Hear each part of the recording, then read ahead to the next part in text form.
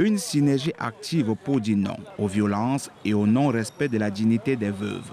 Entouré pour la circonstance de Sa Majesté Gustave Ebanda, le parrain de leur association et chef traditionnel du village Ngombe, dans la commune de Douala 5e, elles ont sillonné les rues pendant des heures, malgré le poids de l'âge pour quelques-unes et l'état de santé fragile pour d'autres. Monsieur Ebanda, il est notre père, notre gardien. Nous sommes contents de lui et parce que tout le monde ne peut pas marcher, vous voyez, parce qu'ils ont déjà tout vieux, les pieds, ils ne peuvent pas marcher.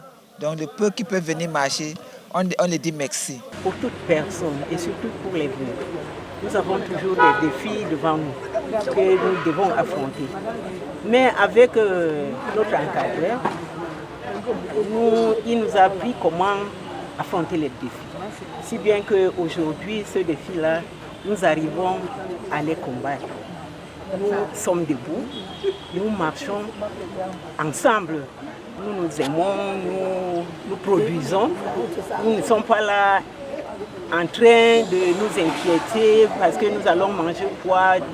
Non, nous produisons nous-mêmes parce que notre parrain nous a appris comment on peut produire. Il y a des difficultés sociales aussi, mais nous arrivons à les surpasser grâce à la collaboration que nous entretenons entre nous et à l'entente qu'il y a entre nous. Face aux multiples injustices auxquelles elles sont confrontées au quotidien, l'association des veuves de Douala 5e répond ainsi par un message d'amour, de partage et de solidarité et se positionne également en exemple à suivre. Nous nous assistons parce que notre devise c'est déjà ensemble, tenons-nous la main. Ce qui fait qu'on se soumet. Quand quelqu'un, une d'entre nous a un problème, elle sait à qui s'adresser. Et depuis là, la joie est revenue parce que moi j'ai été veuve depuis 2008.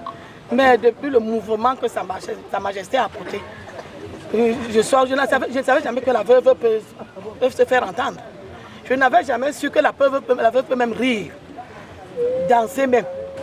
Donc depuis là, et chaque année, lui vient toujours avec la même force. Il n'a jamais oublié une femme. Moi, c'est mon mari qui m'achetait le 8 mars.